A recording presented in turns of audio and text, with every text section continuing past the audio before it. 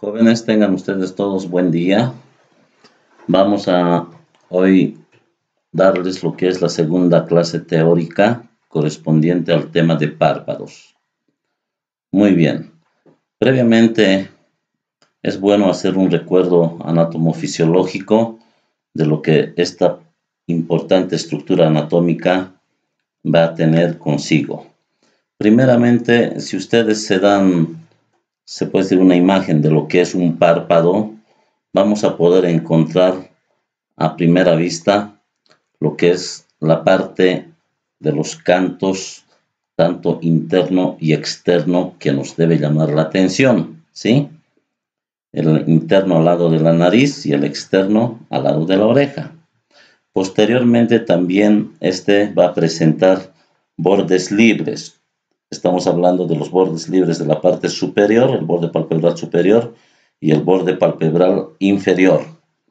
También cabe recalcar que ya si nos vamos a ir a ver las capas de la piel, las capas que contiene el párpado, vamos a encontrar como primera capa la piel, también denominada tejido cutáneo.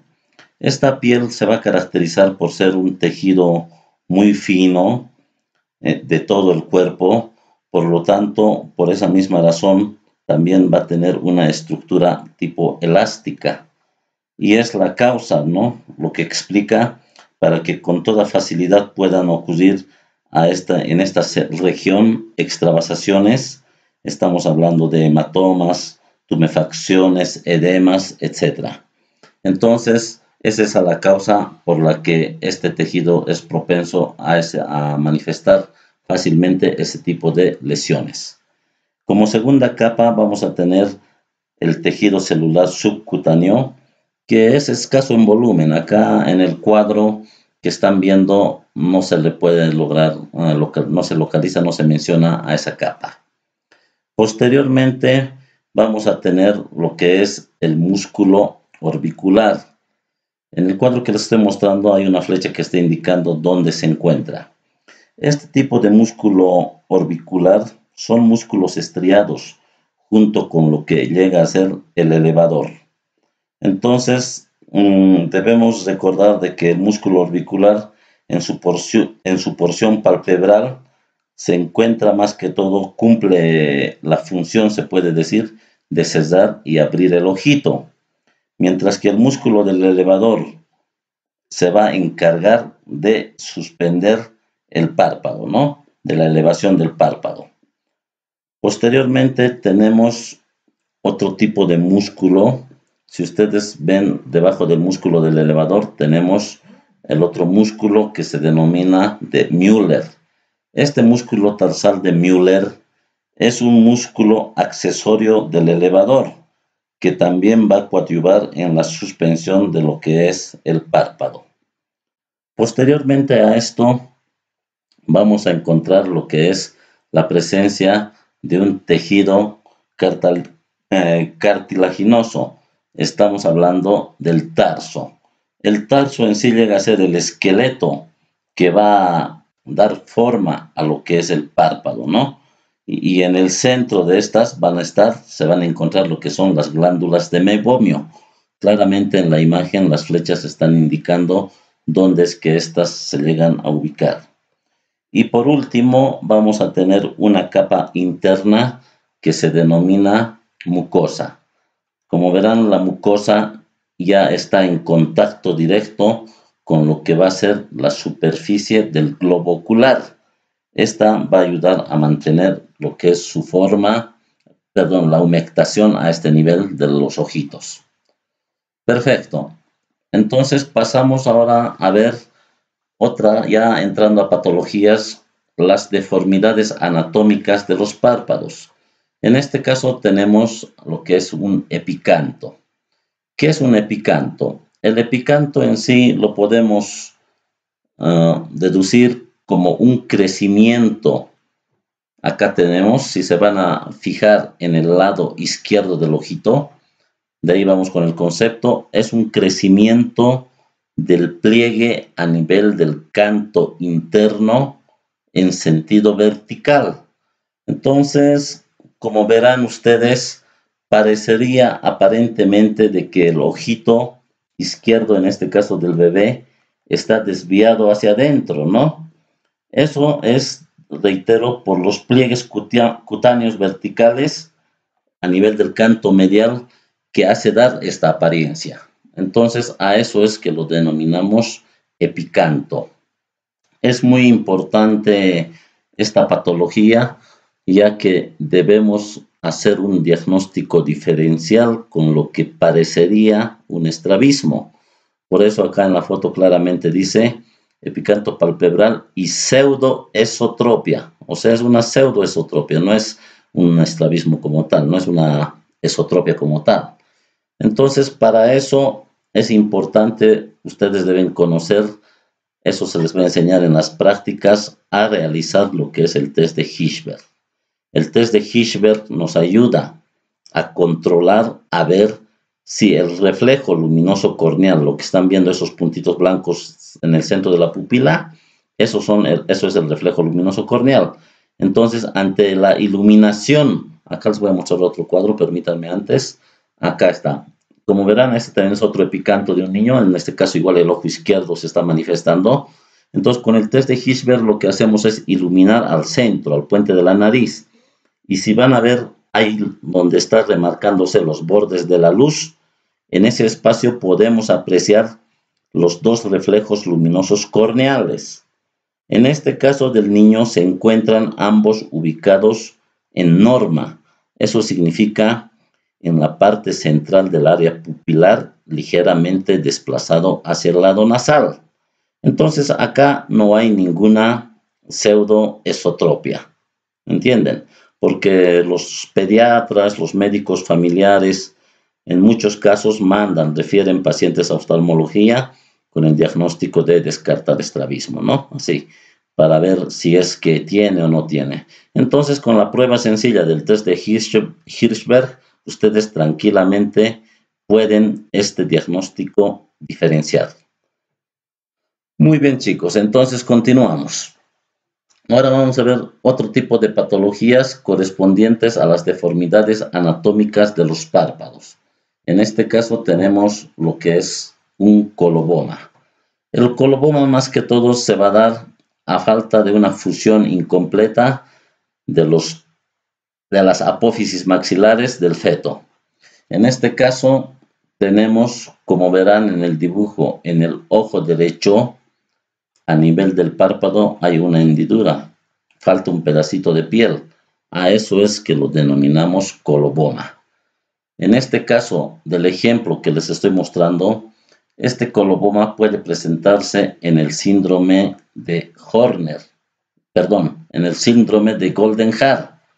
Como verán, no solamente existe el coloboma a nivel palpebral, sino también en el dibujo está describiéndose que hay una microtia y coloboma de párpado superior. Entonces, la microtia y el coloboma nos están hablando de un síndrome óculo-auricular denominado Goldenhar. Entonces, son manifestaciones congénitas de nacimiento que pueden presentarse, las cuales nosotros debemos tomar muy en cuenta con lo que respecta a los colobomas. Bueno, otro tipo de patología frecuente tenemos lo que son las inflamaciones a nivel de párpados.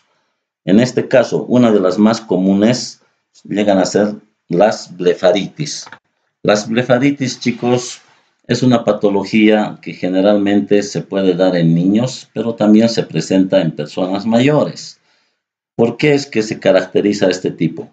Primeramente, el paciente con una blefaritis se va a quejar de que tiene a nivel del ojito irritación, ardor, prurito, el borde de los párpados van a estar inflamados, va a tener una tendencia a estar rojizo, a tal extremo de que si se fijan en este otro cuadro, existe una erosión por tanta inflamación a nivel del borde palpebral de la niña, ¿no? Que estamos viendo en el cuadro. Entonces, son signos, síntomas característicos que debe llamarnos la atención para este diagnóstico. Los tipos de blefaritis pueden ser de dos formas. Hay las blefaritis anteriores y las blefaritis posteriores. Las más comunes son las blefaritis posteriores. Estas se presentan de dos formas. Pueden ser las escamosas y las seborreicas, o también existen las mixtas. Cuando hablamos de las escamosas, de las blefaritis escamosas, generalmente como causa origen tenemos al Staphylococcus aureus o al Staphylococcus epidermidis. Entonces son causantes de este tipo de inflamaciones a nivel palpebral. Es importante acá, en este caso, cuando viene el paciente, como la causa es bacteriana, entonces se le puede dar un ungüento tópico, un antibiótico me refiero, unas 4 veces al día. También es necesario realizar la limpieza del borde palpebral con un cotonete, ¿ya? Cosa de que, y acompañado de champú de bebé, o sea, el cotonete lo empapamos en un champú de bebé porque sabemos que es neutro ese tipo de champú, ¿no? Entonces, eso va a evitar que no haya más irritación a nivel de los ojitos. Posteriormente, las seborreicas, o sea, las blefaritis seborreicas, se van a caracterizar igualmente, similar a esta, pero las escamitas que van a presentar tipo caspas en una blefaritis ya no son secas, sino tienen una consistencia oleosa. Y en muchos casos las mismas lágrimas parecerían más densas, más espesas, ¿no? Cuando hablamos de una blefaritis seborreica. También para corroborar este diagnóstico es importante fijarse tal vez o preguntarle al paciente cómo está su cuero cabelludo, porque a veces cuando el cuero cabelludo es muy grasoso, muy seborreico, entonces la misma manifestación va a existir a nivel de las pestañas, ¿no? Eso es en cuanto a las blefaritis anteriores. Con lo que concierne a las blefaritis posteriores, esta es una inflamación de los párpados, ¿ya? Que se va, más que todo, que va a estar ocasionada por la disfunción de lo que son las glándulas de Meibomian. Es posible en este cuadro clínico que las lágrimas presenten o sean media espumosas, ¿no? Media grasosas, espumosas. Entonces el paciente dice, no, a veces, doctor, tengo lágrimas como espumas me salen, te dice. Entonces, eso debe llamarnos la atención. Normalmente, en este tipo de blefaritis posteriores suele acompañarse otro tipo de patologías. Estamos hablando de una posible rosácea que puede ser la causa de este tipo de blefaritis.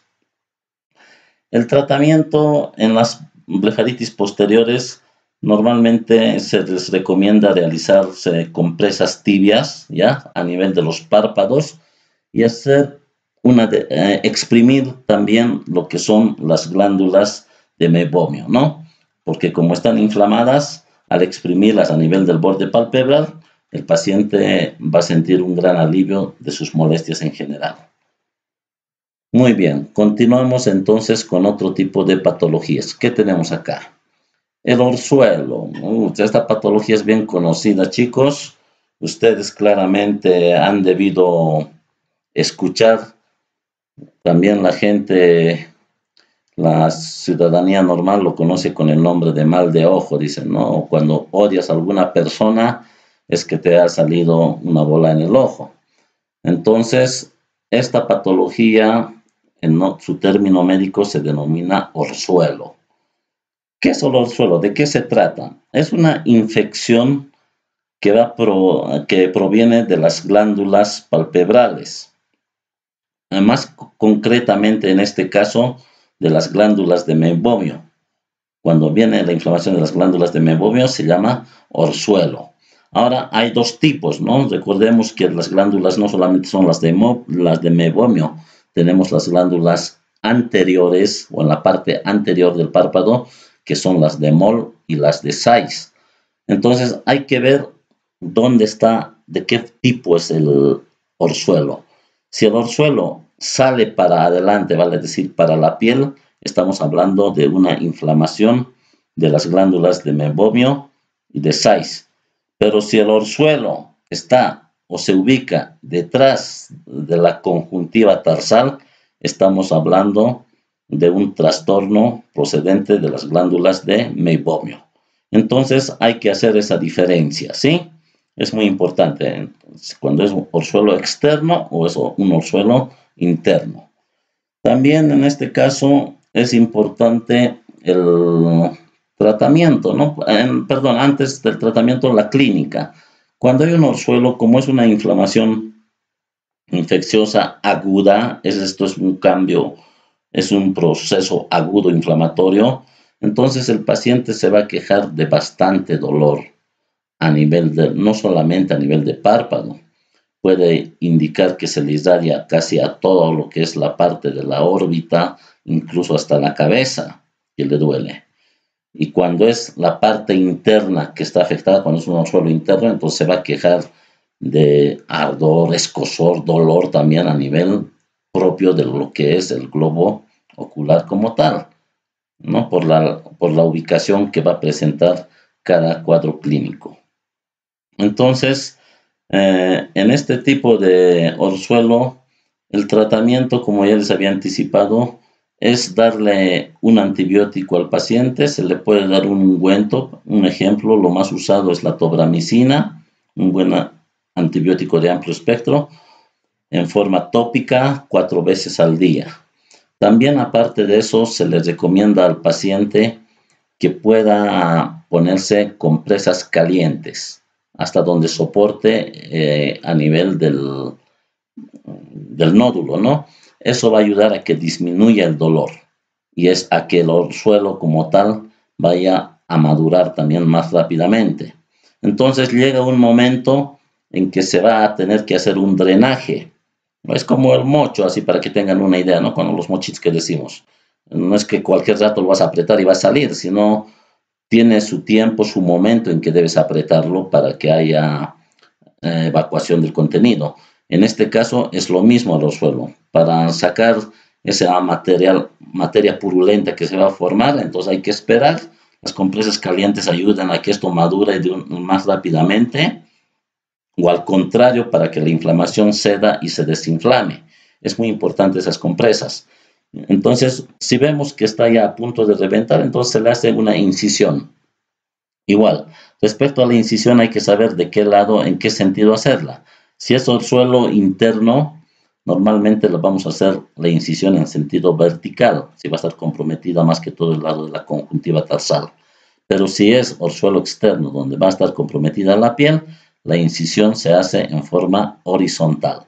Eso más que todo para evitar el daño de las glándulas a nivel de lo que es la conjuntiva tarsal y para evitar también cicatrices a nivel de lo que es la piel si el corte va a ser en un orzuelo externo, ¿ya? Eso debe tomarse muy en cuenta. Acá tenemos un ejemplo de cómo es un orzuelo, está supurativo en este caso. Vemos que ya está casi ya reventado, por eso es que está con ese cuadro clínico agudo.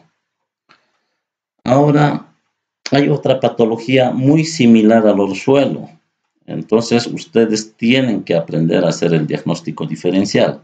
Esto se llama chalación o calacio. El chalación, a diferencia del orzuelo, es una inflamación estéril crónica del párpado, la cual va a estar causada por la obstrucción de las glándulas de meibomio. Entonces, es muy diferente a lo que es un orzuelo, que es una infección aguda, mientras que el chalación o calacio denominado es una inflamación crónica por la obstrucción de las glándulas. En este caso, la clínica es diferente. El paciente ya no va a referir ningún dolor, la zona no va a estar hiperémica, simplemente hay la presencia de un nódulo, tal vez con ligeras molestias que casi el paciente no siente nada, pero lo más llamativo en este caso es la bolita que se va a presentar, dependiendo del tamaño. En este caso, miren este nódulo, a nadie le gustaría tener o ir a la universidad con ese nódulo, aunque no le duela, ¿no? Entonces, más que todo por la apariencia estética es que el paciente va a acudir a consulta donde ustedes. Acá tenemos otro calacio, ¿ya? Es una estenosis crónica, como les había dicho, de las glándulas de mebomio. Indolora, protuberancia dura sin irritación, como está indicando el cuadro, ¿no? Y aquí tenemos el otro cuadrito de una niña, donde está con su chalación en el ojo izquierdo, claramente marcado, ¿no? Entonces, este tipo de chalaciones, cuando son más que todo así grandes, pueden afectar un poco a lo que es la visión. El nódulo, como es grande, se forma, entonces puede provocar cierto grado de astigmatismo. Aparte de que este nódulo no siempre está tranquilo, ¿no? Periódicamente se va irritando, se va inflamando un poco, se vuelve rojo el ojo, pasa. Entonces no es nada molestoso, grave, pero tampoco es algo bonito que uno quisiera tenerlo. Por lo tanto, si no se hace nada, esto puede durar meses hasta años. Entonces, lo mejor es nomás hacer un drenaje correspondiente. El tratamiento de este tipo de patología llamado chalación se realiza con una pinza de chalación, como verán, en forma de aro. La incisión se la realiza generalmente por la parte de adentro. Estamos hablando de la conjuntiva, a nivel de la conjuntiva tarsal, si es superior, superior, o inferior, si es inferior, ¿no? Con un corte, en este caso, vertical. Entonces se hace el drenaje correspondiente, se hace un curetaje del contenido, incluso se puede llegar a sacar un pedacito de lo que es el tarso para evitar recidivas, para asegurarnos de que el chalación esté completamente extirpado, ¿sí? Entonces, es el tratamiento en este caso quirúrgico. Muy bien, ¿qué más tenemos más adelante? Ahora vamos a ver un poco lo que son los trastornos de la piel. Los trastornos de la piel son diferentes patologías que llegan a comprometer a nivel de los párpados. En este caso, una de las patologías más frecuentes son las alergias que podemos tener a nivel de los párpados, ¿no? Esta alergia puede darse por diferentes factores. Pueden ser más que todo dermatitis de tipo de contacto, dermatitis de tipo atópico, pueden presentar edemas agudos por reacciones a medicamentos, por reacciones a picaduras, etc. También en este caso vamos a ir pasando viendo imágenes para orientarnos mejor. Acá tenemos, por ejemplo, una alergia. ¿Qué dice? A ver, es una alergia en caso al polen. O sea, el ojito ha reaccionado, tiene una alergia palpebral, está edematizado el párpado por la causa del polen. Inyección conjuntival, leve quemosis bilateral, acumulación de líquido modo almohada en los párpados inferiores, con fiebre de no simultánea, ¿no? Paciente de 5 añitos. Entonces, ya esta es una alergia que puede presentarse, que ustedes cualquier rato pueden llegar a ver a nivel de los párpados.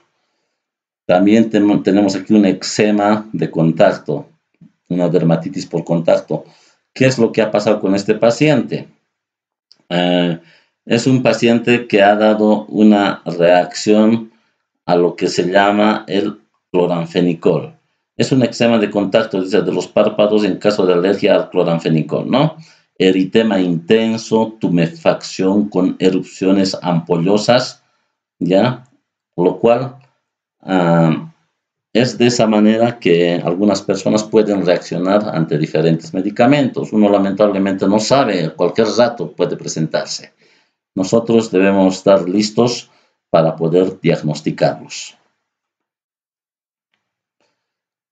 Entre otras patologías a nivel de párpado, como trastornos de la piel, también vamos a ver unas lesiones benignas que pueden presentarse. En este caso estamos hablando de los xantelasmas. Los xantelasmas generalmente son placas subcutáneas ligeramente elevadas sobre la piel y se va a deber más que todo a depósitos de grasa. O sea, son zonas hiperlipídicas que algunos pacientes van a presentar, son de color medio amarillento en ambos ojitos. Ahí en la imagen claramente pueden ver las placas a nivel del párpado superior. Entre otro tipo de lesiones benignas, podemos encontrar también, perdón, ¿dónde está? Acá está, lo que es la dermatocalasia. La dermatocalasia, como verán, es la caída de los párpados por una piel redundante a ese nivel. Si ustedes se ubican, cuando hablamos de la raza de los diferentes peritos, hay la raza de los peritos Sharpei, ¿no? Que tienen dermatocalasia, de ellos ya son de nacimiento que vienen así los peritos. Y en muchos de los casos hay que llevarse al veterinario para que les haga su blefaroplastia. Mientras que en las personas a veces esta dermatocalasia puede presentarse más que todo por alteraciones involutivas seniles, ¿no? Entonces el párpado pierde esa laxitud, esa firmeza que tenía cuando uno es joven. Entonces al pasar de los años va involucionando esa firmeza y se va poniéndose más laxo y con el aumento de piel redundante a ese nivel. A veces también se puede asociar esto con una hernia de grasa orbitaria. Entonces, eso es lo que se denomina dermatocalasia.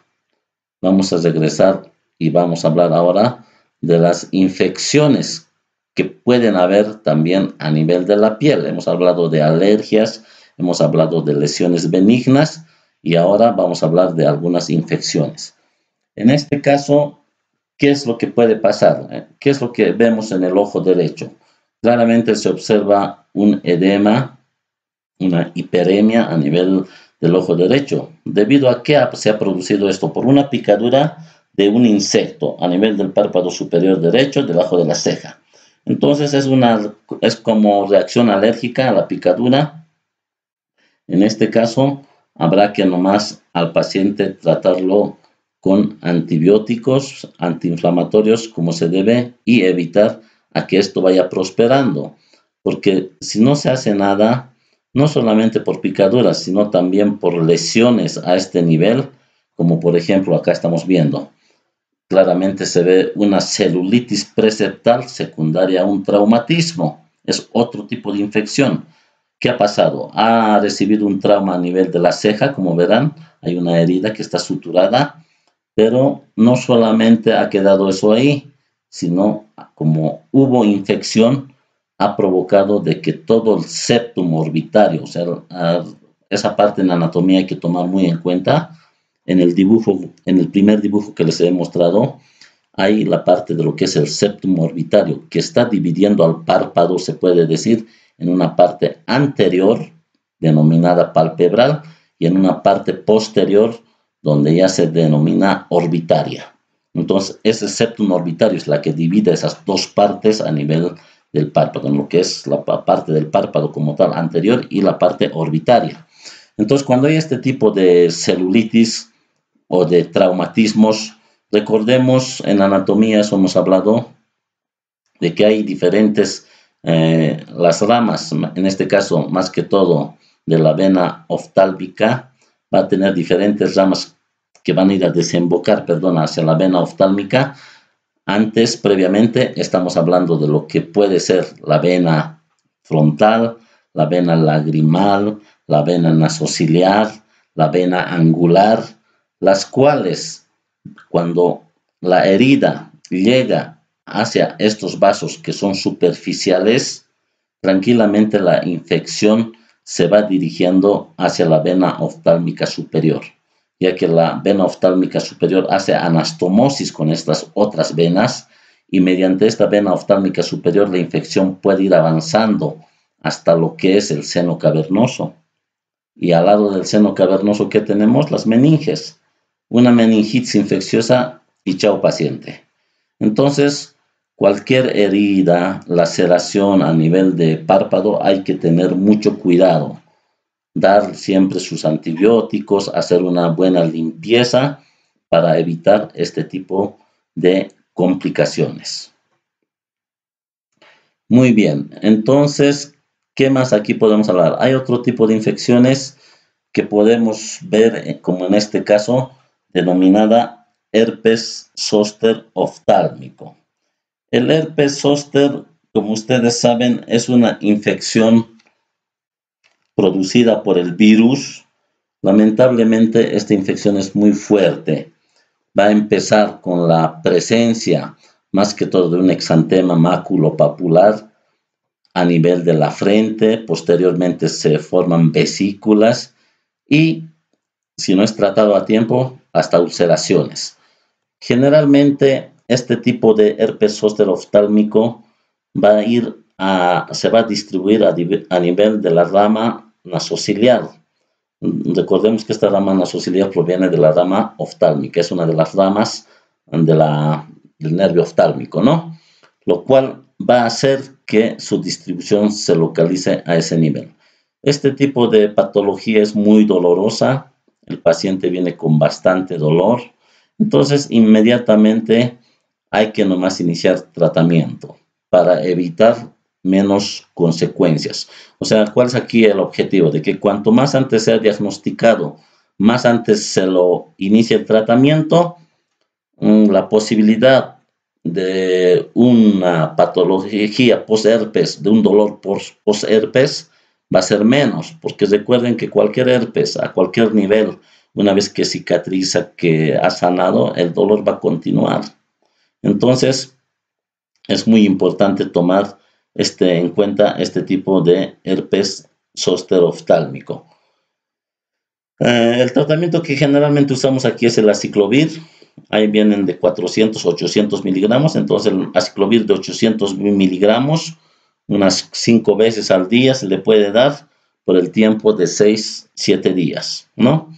Entonces, ir viendo cómo va a ir esto evolucionando. También se le da, aparte de eso, se le puede dar complejo B.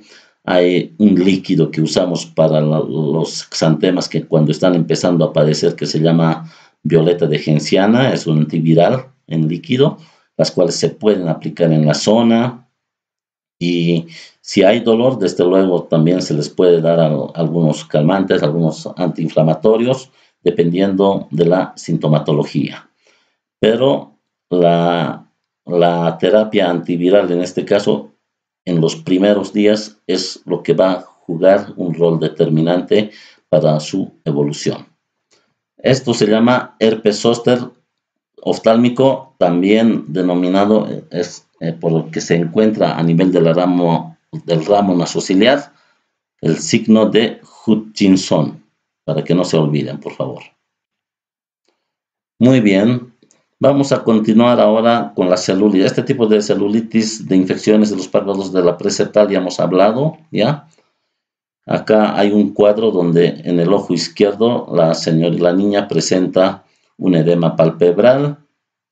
Cuando son celulitis preseptales, o sea que están afectando solamente a la parte anterior del párpado, el paciente está consciente, tranquilo, vale decir, no presenta muchas quejas, el globo ocular puede moverse. Sí vamos a ver un edema bien marcado y medio rígido, tal vez un poco a nivel de los párpados.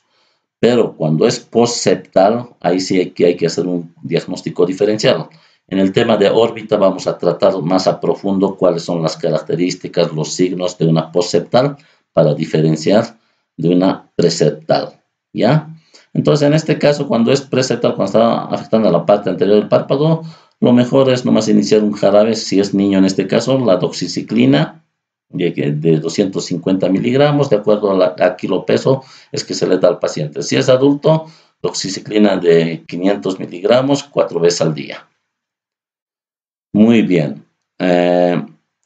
Acá, ¿qué tenemos? Este es el cuadro que les había mostrado de una celulitis preseptal después de un traumatismo que tuvo el paciente. De esto ya hemos hablado. Ok.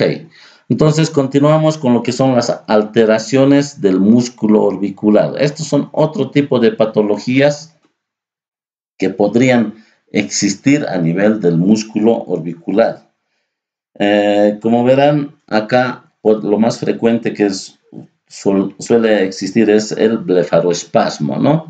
El blefaroespasmo generalmente va a ser una contracción espasmódica de lo que es el orbicular de los párpados. Esta más que todo puede desencadenarse por cualquier estímulo a nivel del nervio trigémino, ¿ya? Estamos hablando de cuerpos extraños superficiales, procesos infecciosos o inflamatorios. Cabe recordar que la inervación del párpado se va a realizar por, por lo que es el nervio trigémino como tal. Este tipo de inervación más que todo nos va a dar a lo que es la parte de los músculos, la parte sensitiva, ¿no? Vale decir, va a estar a cargo de lo que es el quinto par. Ahora la inervación motora va a estar a cargo del séptimo par, que estamos hablando, la que ya dijimos que va a llegar a inervar el músculo orbicular. Y el músculo del elevador va a estar inervado por el tercer par. Y también, por último, no debemos olvidar de que el párpado va a recibir una inervación simpática, ¿ya? Eso es muy importante para, más que todo, tomar en cuenta a veces algunas patologías, ya que cuando hay una afección de la inervación simpática, estamos hablando de un posible Horner, ¿ya? Donde va a estar afectado esta rama simpática. Eso es muy importante tomar en cuenta para ubicarnos con la clínica y las diferentes patologías. Luego tenemos, entre otros, al lagoftalmos. El lagoftalmos como tal es una patología que se va a caracterizar cuando el paciente no puede cerrar los ojitos, ¿no? Entonces, por ausencia de falta de tono y contracción del orbicular de los párpados, lamentablemente el ojo permanece todo el tiempo abierto, no puede cerrar el paciente. Entonces, cuando hay este tipo de afección del séptimo par, generalmente si el ojo va a estar abierto todo el tiempo, no se cierra, es propenso fácilmente a secarse. ¿Y qué es lo que se va a secar? La córnea. Y si se seca la córnea, es propensa a recibir cualquier rato una infección, la formación de úlceras. Entonces nosotros en esos casos debemos prevenir. Si ustedes ven un lagoftalmos, inmediatamente tienen que ocluir ese ojito, hacer que el paciente use lágrimas artificiales en las noches cuando se va a ir a dormir a la camita, o a decirle que debe ponerse un ungüento oftálmico y con micropores cerrar el ojito, porque si va a permanecer abierto, ahí sí que podemos apreciar cualquier tipo de queratitis en el momento más corto posible, lo cual va a complicar el estado del ojo en general. Entre otras patologías tenemos lo que es la mioquimia palpebral. La mioquimia palpebral son contracciones involuntarias del párpado, ¿ya? Que van a provocar una sensación vibratoria. Eso alguna vez a alguien o a todos nosotros nos ha pasado, ¿no? De que parecería que tu párpado está temblando un ratito de esos, ¿no? Cuando has estudiado demasiado o estás muy cansado, suele existir ese tipo de episodios. Entonces, el cuadro normalmente es autolimitado y no es de tanta preocupación, pero sí ustedes deben conocer de qué se trata. Ahora, en caso de que esto vaya aumentando, sea incontrolable, pues lo mejor es referirlo nomás a lo que es el neurólogo. ¿Sí? Muy bien, entonces acá quedamos con lo que son las alteraciones del músculo. Ahora continuamos. Vamos a pasar a las deformidades anatómicas de la posición del párpado.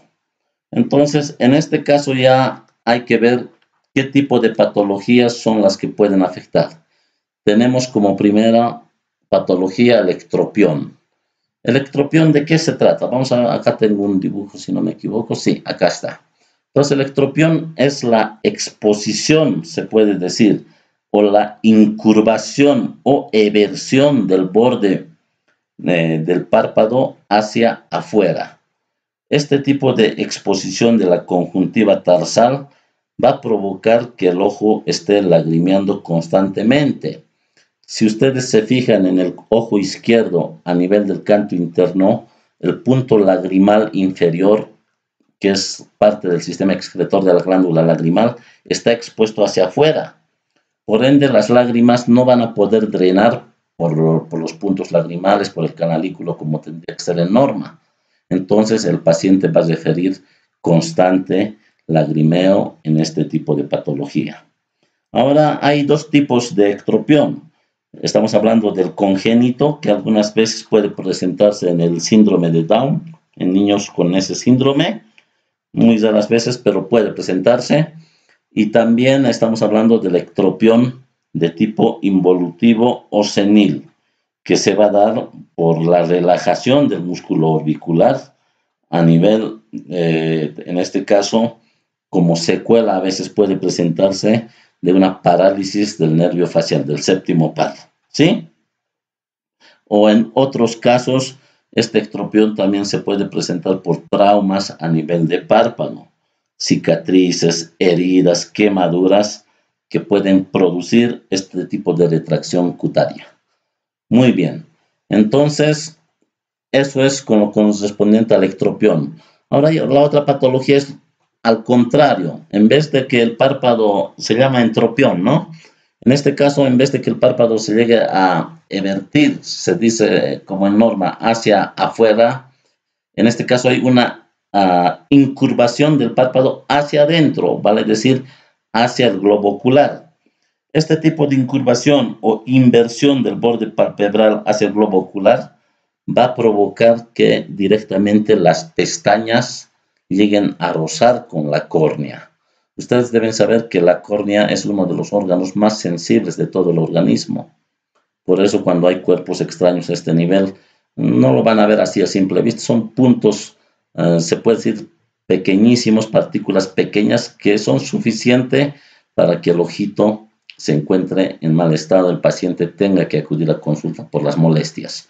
Entonces, cuando hay un roce de pestañas a este nivel por una involución del párpado inferior hacia adentro, entonces, desde luego que todo el tiempo el paciente está intranquilo y va a acudir cualquier momento donde ustedes.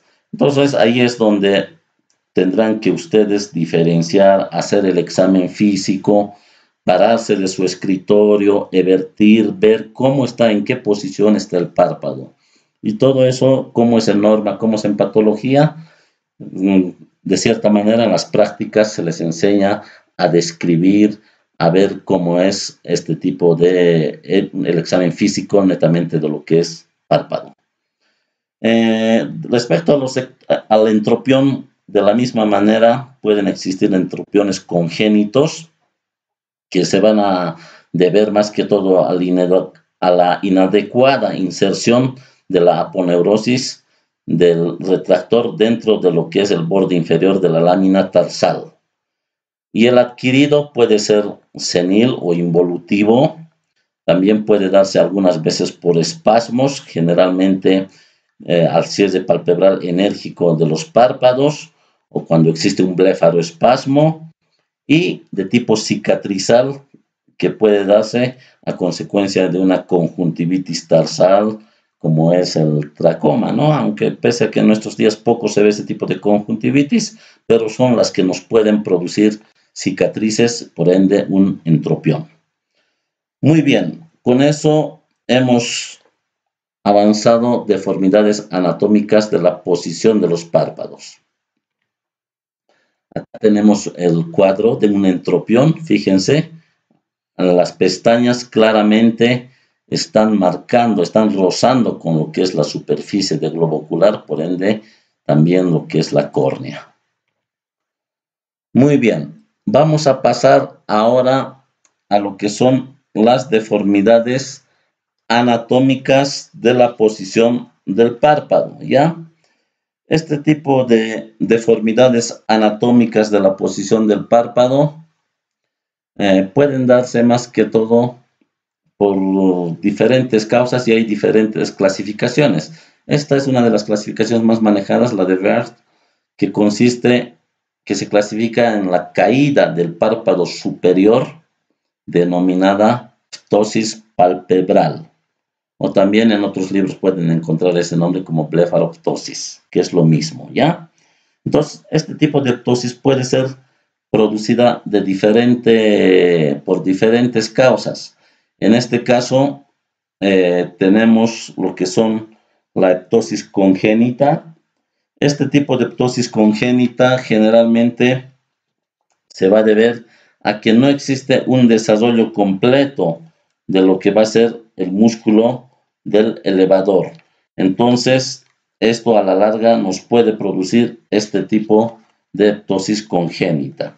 Luego tenemos también lo que son las ptosis de tipo miógena en el síndrome de lo que es la blefarofimosis.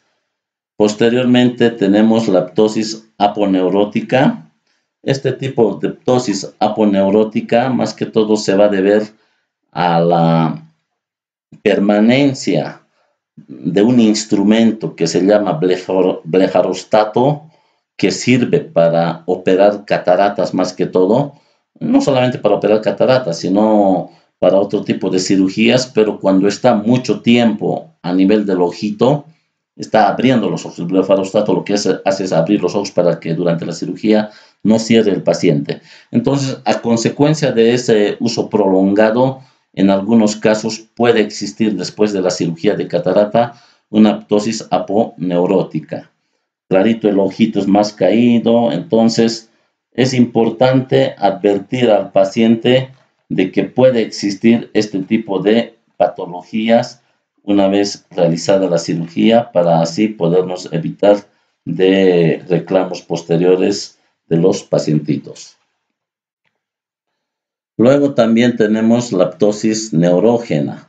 La ptosis neurógena generalmente se va a comprometer por un daño a nivel del tercer par. Estamos hablando a nivel del motor ocular común, que va a provocar que este tipo de caída de párpado sea en forma permanente, ¿no? Entonces, en este caso, habrá que ir valorando al paciente. Puede ser que sea un Horner, puede ser que sea otro tipo de patología, la cual va a requerir tal vez una interconsulta inmediata con neurología. También existen las ptosis de tipo mecánica. Estas generalmente se dan por cicatrices, pueden ser quemaduras, traumas a nivel de párpado, por formaciones tumorales a nivel palpebral. Ya estamos hablando desde luego de la superior, que va a afectar y que va a hacer que exista una caída del párpado superior. O también cuando se realiza una enucleación. La enucleación en sí es un término que se usa cuando nos referimos a la extirpación completa de lo que es el globo ocular. Entonces hay tumores que están afectando ya a todos los tejidos a nivel de globo ocular. Entonces, o traumatismos severos donde ya casi nada queda del ojo. Entonces, en esos casos se extirpa el globo ocular y ese procedimiento se llama enucleación. Y por último, puede haber una ptosis aparente, lo cual no sería una ptosis como tal, sino parecería, nos da ese cuadro similar. Lo que ya habíamos hablado hace rato, lo que les expliqué, denominada esa patología una dermatocalasia, ¿no? Cuando hablé, les mostré del pacientito, les hablé del perito Charpé que pueden presentar esta blefaroptosis o las dermatocalasias, ¿sí? También cuando existe una hipotropia, puede dar este aspecto aparente de una ptosis. Muy bien, jóvenes, seguimos avanzando, va pasando el tiempo. ¿Qué tenemos aquí? Aquí tenemos algunos cuadros más claros de lo que son una ptosis para que se den cuenta. Aquí en el primer cuadro 1.25 estamos viendo la ptosis congénita del ojo derecho, ¿no? O sea, es de nacimiento, la señora ha nacido de esa manera. Cabe mencionar de que la señora con el ojo derecho donde está la ptosis, esa ptosis no es completa, sino está viendo la señora. Por eso es que el ojito todavía se mantiene en posición normal. Pero desde luego, estéticamente no es nada bonito. Entonces, a la paciente se le ha realizado una cirugía y como verán en el cuadro 1.26, ya está ahí mucho mejor su apariencia después de su intervención. Acá tenemos una ptosis palpebral que se va a relacionar con el síndrome de Horner. Habíamos indicado ya que el síndrome de Horner es una afección simpática, ya, cervical, donde va a presentar en este cuadro, en este dibujo concreto, el síndrome se encuentra en el ojo izquierdo. A comparación del ojo derecho, ¿qué es lo que le caracteriza a este síndrome? Una leve caída del párpado superior, una miosis más marcada, un enoftalmos. Cuando el Horner es congénito, puede haber una despigmentación del iris, ¿ya? Su coloración va a ser menos marcada en comparación al otro ojo, lo cual va a producir una heterocromia. Posteriormente, también puede haber una anhidrosis, ausencia de sudoración en la zona o en el lado afectado. Entonces, son signos, síntomas que va a presentar un Horner. Continuamos. ¿Qué tenemos aquí? Aquí tenemos lo que es la ptosis congénita, con sincinesia congénita de párpado superior. Este tipo de síndrome se denomina síndrome de Marcus-Gunn oculomandibular. Se va a presentar en algunos pacientes. ¿En qué consiste este síndrome? Como verán en el primer cuadro, el ojo derecho hay una ptosis palpebral en norma cuando el paciente está tranquilo y la posición de la boca, si se dan cuenta, de la mandíbula está casi normal. Mientras por la sincinesia que se va a producir al estar en ese estado, al querer elevar el párpado, se pueden fijar en la figura 1.33, tranquilamente se eleva el párpado, pero por la sincinesia que existe, la boquita o la mandíbula se va para un lado, ¿no? Entonces, este tipo de ptosis palpebral es que se denomina síndrome de Marcus-Gunn o síndrome oculomandibular. Muy bien, continuamos. Acá, por ejemplo, hay una ptosis palpebral de la señora. Pero en el primer cuadro vemos que, a diferencia de la anterior señora, en este caso está cubriéndole todo el ojito, la ptosis palpebral. Entonces, cuando el ojo es cubierto por mucho tiempo, o sea, ese ojo no funciona, pasa de que con el tiempo el ojo se va desviándose hacia afuera. Y como verán en la segunda lámina, cuando se levanta el párpado superior, lo que estamos viendo es directamente una exotropia. Entonces, esa exotropia es que nos está hablando claramente de la desviación de lo que llega a ser el globo ocular hacia afuera. ¿Por qué? Porque mucho tiempo la paciente ha tenido ese ojo tapado. Muy bien. ¿Qué más tenemos aquí? Los trastornos de las pestañas. Las pestañas pueden darse por diferentes factores. Sabemos que hay pestañas, debemos saber, en las prácticas se les enseña de que la distribución de las pestañas deben ser uniformes, regulares, ¿sí? Son dos líneas que se distribuyen en forma uniforme, o sea, son como una implantación de las pestañas, pero en forma muy regular. ¿Qué pasa cuando hay una alteración en su crecimiento fuera de esta línea regular? Entonces, podemos hablar en este caso de una triquiasis. ¿Qué es la triquiasis? La triquiasis es el cambio de dirección de una o más pestañas en sentido contrario. ¿Eso qué significa? Sabemos muy bien que las pestañas en norma van dirigidas hacia afuera, por eso es que se doblan todas las chicas, más que todas las pestañas, hacia afuera, ¿no? Ni modo que lo hagan hacia adentro. Entonces es la posición normal y cuando se las doblan, claro que se las van a ver más resaltadas, más bonitas todas las pestañas. Pero hay casos, situaciones patológicas donde 1, 2, 3 pestañas, en vez de ir para afuera, se van para adentro. A eso se denomina triquiasis. La distiquiasis o distriquiasis es otro término que se va a referir a la alteración supernumeraria, se puede decir, de las pestañas fuera de su hilera regular. En otras palabras, es una alteración donde las pestañas se van a originar anormalmente por detrás de su localización habitual. De esta manera pueden llegar a chocar a la córnea, a rozar a la córnea. Es como una espina que está ahí clavada. Y el paciente, desde luego, va a venir con esas molestias. Entonces, saben que las pestañas tampoco son grandes. Y cuando ustedes hagan el examen semiológico, lo mejor siempre para ver, descartar esas patologías, mínimamente es agarrar una buena lupa y poder ver si las pestañas están normales o es que está en roce con la córnea, lo cual está provocando las molestias, ¿no? Entonces, esta es una distiquiasis. En otras palabras, la implantación supernumeraria o la implantación adicional de las pestañas fuera de su hilera regular. Luego tenemos las pitiriasis palpebrales, que son infestaciones de las pestañas por piojos del pubis, ¿no? Que se llama el Pityrus pubis. Y sus huevos que van a producir a nivel de las pestañas picor, irritación en forma permanente. Posteriormente, otra patología a este nivel conocemos lo que son las madarosis.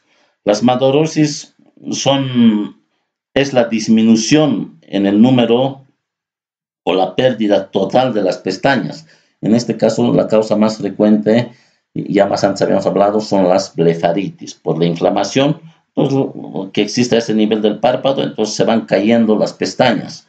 Por lo tanto, a tal extremo puede haber que incluso haya una madarosis completa o parcial. También podemos ver este tipo de madarosis en pacientes con tumores que han recibido tal vez radiación, radioterapia para su tratamiento. Estamos hablando de tumores malignos a nivel de párpado, pero enseguida vamos a hablar al respecto, que a consecuencia de eso las pestañas se les va cayendo y va a presentar una madarosis. Por último, tenemos otra patología de las pestañas denominada poliosis. La poliosis va a ser un blanqueamiento prematuro localizado de la pestaña. Ya ese blanqueamiento generalmente está asociada a las blefaritis crónicas y también al síndrome de Vogt-Koyanagi-Arada, que son patologías que algunas veces podemos nosotros ver a nivel que se van a manifestar, se puede decir, con el cambio de coloración de las pestañas. Muy bien, ahora vamos a hablar un poco sobre lo que son los traumas. Los traumas a nivel de los párpados. Estos traumas a nivel de los párpados pueden ser de dos formas. Estamos hablando de traumas contusos y de traumas incisos. Hablamos de traumas contusos cuando el paciente puede recibir un golpe, por ejemplo, con un balón de fútbol, de básquet a nivel del ojito. Puede ser un puñetazo que haya recibido a ese nivel. Mientras no exista una laceración, estamos hablando de un trauma contuso. Pero este tipo de golpes contusos en su intento pueden provocar a nivel de párpado abrasiones. La abrasión es una lesión superficial de la primera capa cutánea, o sea, de la piel, ¿no? También lo conocemos a veces cuando usamos el término de rasmillo, ¿no? O rasmillado. El paciente que se ha caído se ha rasmillado, dicen, ¿no? Entonces, es ahí que estamos hablando de una abrasión, ¿ya? Ahora, esta misma abrasión a veces puede producir diferentes tipos de lesiones. En este caso, cuando ya la lesión va a presentar una incisión, estamos hablando ya de laceraciones. Las laceraciones son cortes ya que nosotros vamos a poder ver a nivel palpebral post-traumas. Acá vamos a ir orientándonos mejor. Acá tenemos lo que es una erosión de la piel, y en este caso palpebral. Luego aquí tenemos un golpe contuso que el paciente ha recibido después de un trauma. A consecuencia de ese golpe contuso ha habido la formación de un hematoma, como verán en la parte más que todo inferior del párpado. Ya les había dicho por qué, porque el tejido del párpado o la piel del párpado es un tejido fino y laxo, y eso da la tendencia a que cualquier golpe fácilmente pueda manifestarse clínicamente con un edema, con hematomas, etc. ¿Sí? Entonces, el golpe que ha recibido este nivel contuso ha producido la reacción de este hematoma orbitario. Acá tenemos, por ejemplo, otro tipo de reacción. En este caso, estamos hablando a consecuencia de un golpe, de un trauma contuso, ha existido una fractura de uno de los huesos que se llama etmoides. Entonces, al principio todo normal, recibió el golpe, estaba el ojo tranquilo, pero por la fractura que hay a este nivel, el paciente ha realizado un soplido fuerte, ¿ya? Y ese soplido de la nariz que ha realizado ha provocado, ¿ya? Que que ingrese aire a los tejidos de la órbita.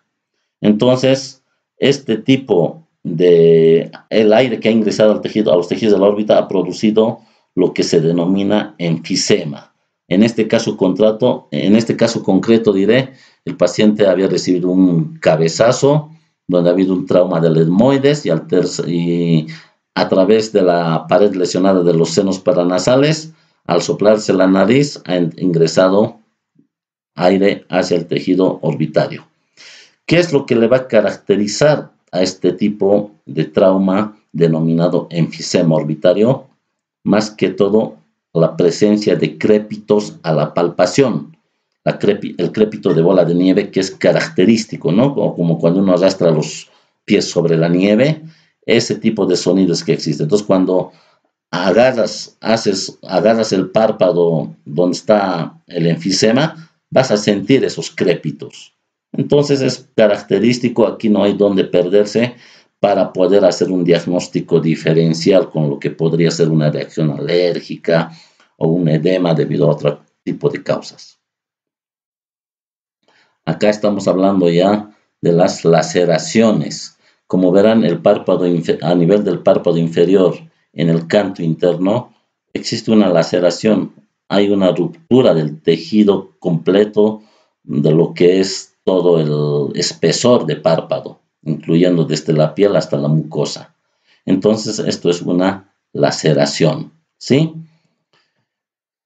Bueno, ¿qué más tenemos más adelante? Ya, vamos a hablar ahora sobre los tumores a nivel del globo ocular. ¿Qué tumores tenemos que pueden estar no solamente a nivel del globo ocular, sino también que van a comprometer los anejos de los ojos? En este caso, primeramente, tenemos los coristomas. A ver si vamos a ir viendo si hay algún... Aquí tenemos un coristoma, un dermoide congénito en la parte superolateral del ojo izquierdo. Generalmente estos son tumores o también denominados teratomas quísticos, que se presentan ya en el momento del nacimiento. Entonces hay que ir viendo de qué manera es que esto va a ir evolucionando. A veces se presenta de una forma consistente, con una piel dura en la zona afectada, con presencia de folículos pilosos y glándulas sudoríparas, ¿no? Pelos, etcétera, lo cual, desde luego, estéticamente no es bueno para el paciente. Los padres también, cuando ven así a sus niños, se sienten preocupados. Entonces, en estos casos, sí hay que ver hasta dónde es la afección y encontrar un momento apropiado para hacer la exéresis correspondiente si es que fuese necesario. Estamos hablando de tumores benignos, ¿ya? A nivel de párpado. Luego tenemos acá lo que es un quiste de la glándula sebácea. Estamos hablando más que todo un quiste o un adenoma sebáceo. Este tipo de adenoma sebáceo va a surgir más que todo de las glándulas de mebomio a nivel del tarso. Por ende, se van a presentar se puede decir, una proximidad con lo que son los folículos pilosos de donde crecen las pestañas. Y acá tenemos un ejemplo claro de lo que es un quiste de Sayce, como una bola de grasita, ¿no? Lo mejor es nomás sacarlo, hacerle su exéresis. Entre otros tumores vemos lo que es el nebus flammeus.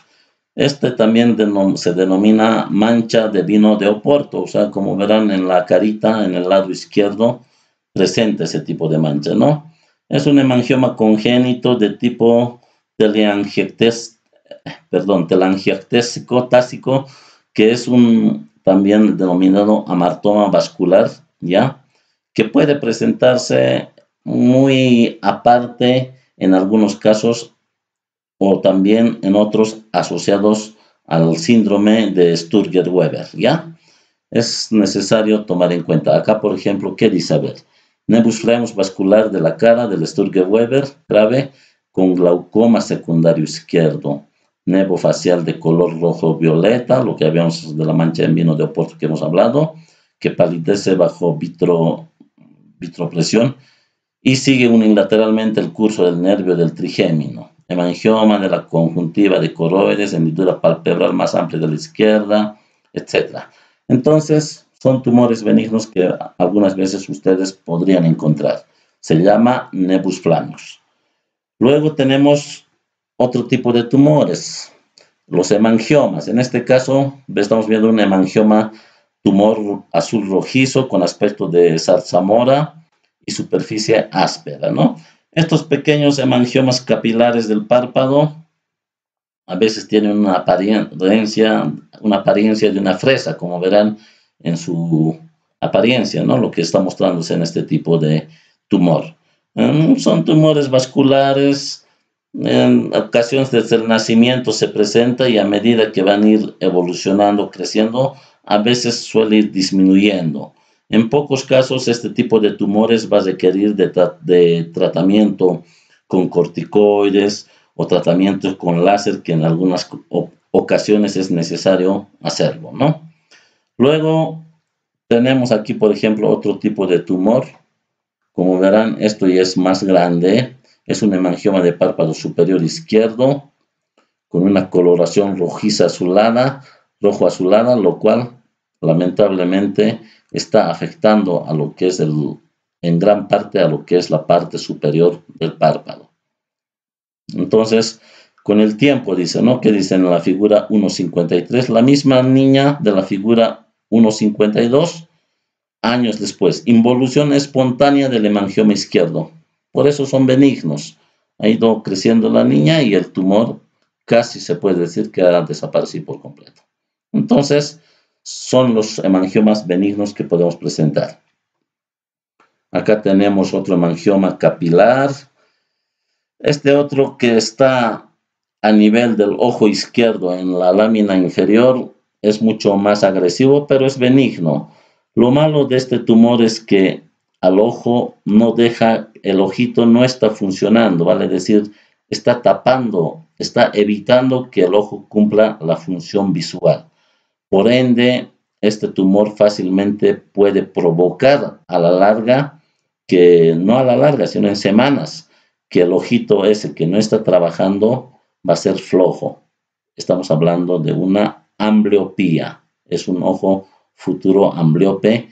Entonces, en ese caso, sí, el tratamiento debe ser lo antes posible.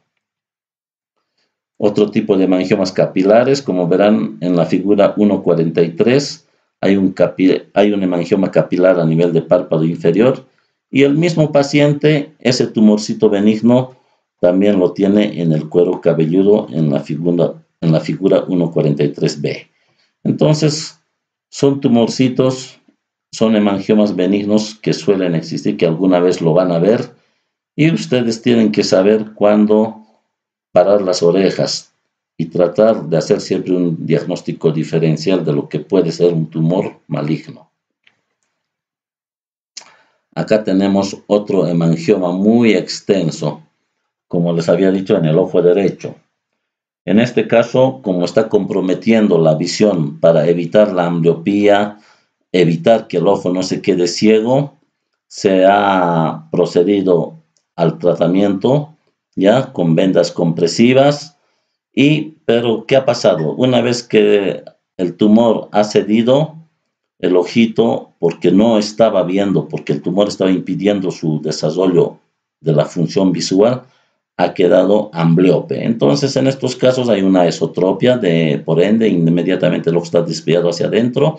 Entonces, como es pequeño el niño todavía, hay que iniciar un tratamiento ortóptico para hacer reaccionar a ese ojo y hacer que pueda ver normal a la larga. Eso hay que hacerlo inmediatamente, porque cuando son niños hasta los 8 años existe el periodo de lo que se denomina plasticidad, lo cual puede tratarse, porque más adelante ya es mucho más difícil tratar este tipo de pacientes. Entre otro tipo de patologías a este nivel, podemos observar lo que son los hidrocistomas.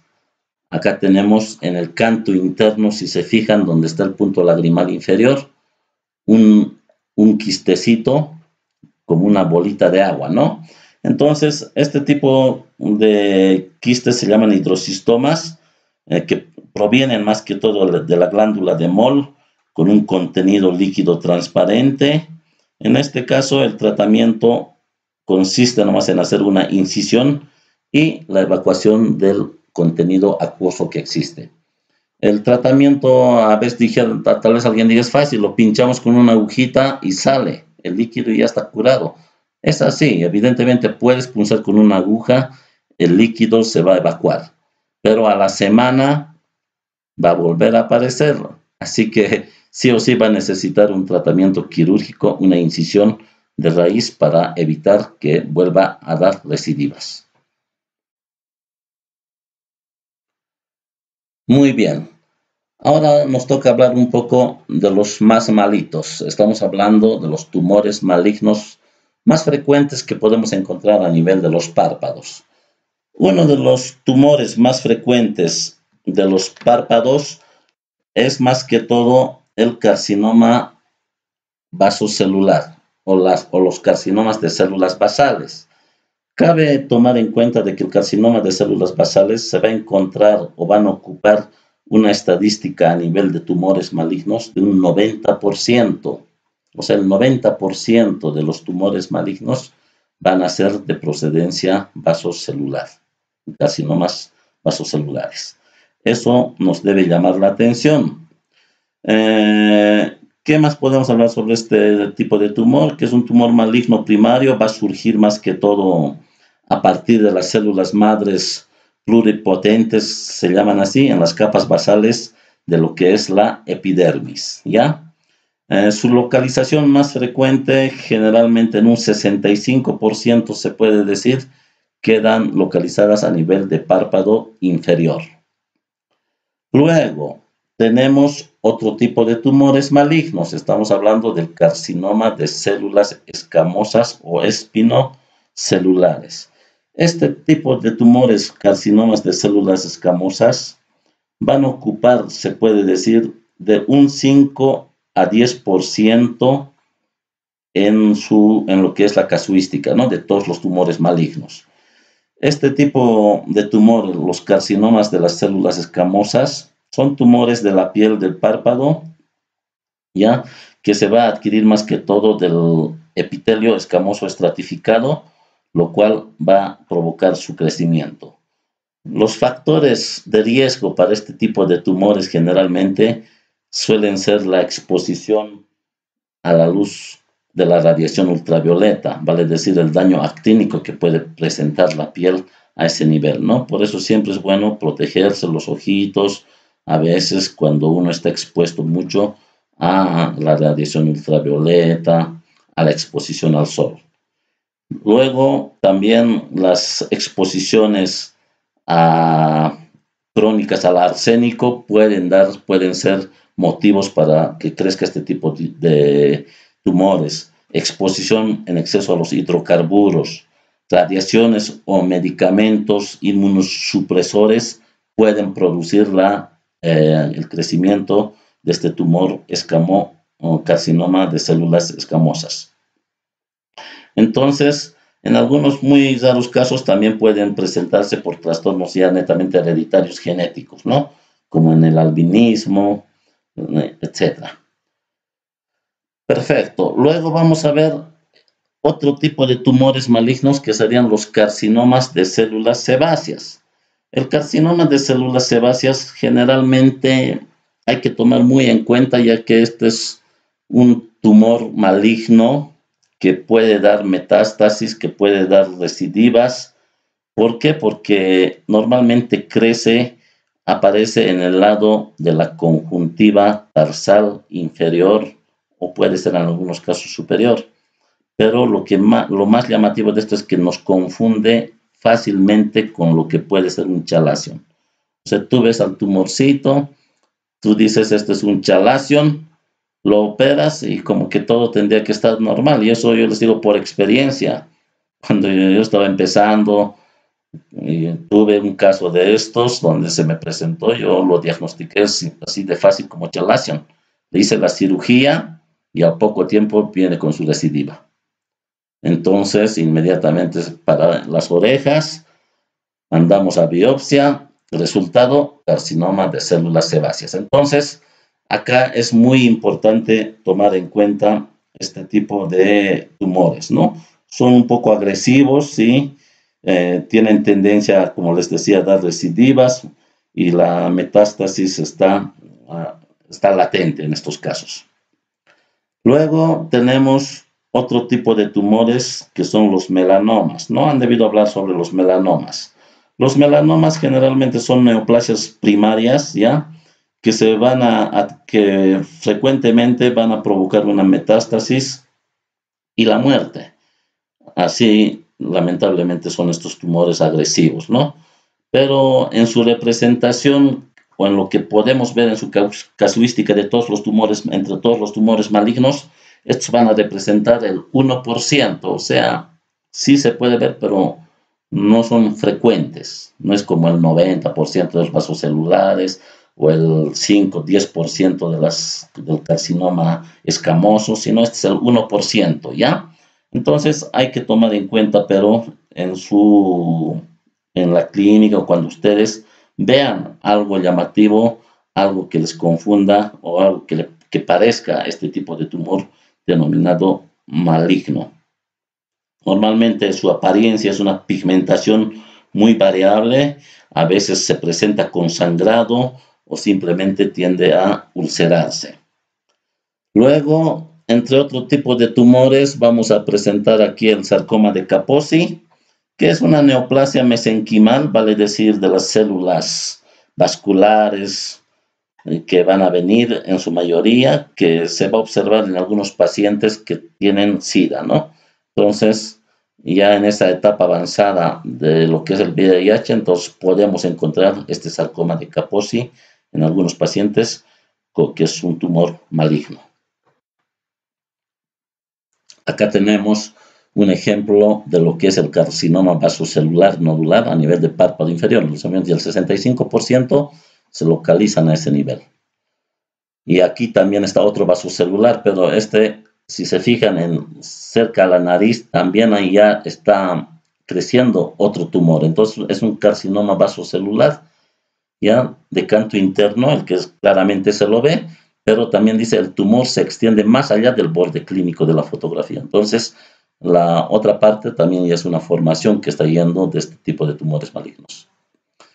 Este es un tratamiento que se le ha realizado, ¿ya? Por eso es que aquí existe la presencia de una madarosis, ya hemos dicho, ausencia de pestañas a nivel del párpado inferior, después de que el paciente ha recibido una radioterapia por un carcinoma celular basal. Acá tenemos otro ejemplo de tumor del tipo carcinoma espinocelular, ¿no? Entonces, este tipo de tumor espinocelular, ¿qué dice? Los bordes de la lesión están indurados, levantados. Observes el centro lleno de queratina, el rasgo similar a la queratocantomas, lo que puede llevar a confundir ambas lesiones. Entonces, siempre hay que fijarse cuando hablamos de tumores malignos, darnos cuenta, ¿no?, de en qué tiempo es que está evolucionando.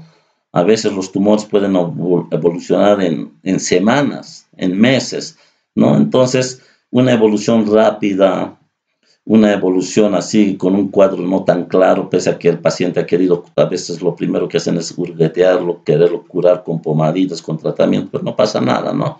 Entonces, cualquier tipo de lesión, viendo cómo están los bordes, la forma, la raza que tiene el paciente, etcétera, nos van a ya llevar a tener una idea de que podríamos tener un tumor a nivel de lo que es párpados. Acá tenemos otros ejemplos de lo que es un carcinoma celular escamoso nodular, un carcinoma celular escamoso ulcerado. Son diferentes formas de tumores que se pueden presentar a este nivel. Acá, ¿qué tenemos? A ver, tenemos un carcinoma de células sebáceas del borde de los párpados, del párpado inferior, ¿no? Como les había dicho, estos son los que se parecen a un chalacio. Está ahí el carcinoma de las células sebáceas. Como verán, no parecería gran cosa y fácilmente confundimos con un orzuelo, perdón, con un chalacio. Y acá está uno de los más malignos que fácilmente puede producir una metástasis y también, por ende, la muerte. Son melanomas malignos extensos a nivel del párpado inferior de la mejilla, en la piel clara que tiene la señora, ¿no? Muy bien, entre otras patologías de párpados, ya para ir terminando, acá podemos ver una hemiatrofia facial, anoftalmia izquierda, vale decir, hay ausencia del ojito en el ojo del ojo izquierdo, por eso se llama anoftalmia izquierda. Hay a la aleta nasal izquierda, fíjense su naricita, del oído externo y esclerodermia circunscrita. O sea, son lesiones que están comprometiendo al párpado. Acá tenemos otro tipo de lesión que está comprometiendo al párpado, pero ¿qué ha pasado con este pequeño? De que hay una infección a nivel de párpado debido a que ha sido vacunado el niño de la viruela, contra la viruela, y a los 14 días ha aparecido en el ojito esa reacción. Bueno, son autoinfecciones que a veces pueden producirse, presentarse, las cuales siempre por eso una anamnesis realizada completa, un examen más completo, o sea, una semiología más cabal, más exacta, va a hacer que nosotros nos acerquemos mejor o tengamos más clara la idea de lo que es un diagnóstico a nivel de los párpados. Muy bien, chicos, muchas gracias. Con eso hemos terminado la clase. Entonces, yo creo que vamos a estar viéndonos nomás ya en el próximo tema. Van a estar atentos, por favor. Muchas gracias a todos. Con esto terminamos. Hasta luego, jóvenes. Buen día.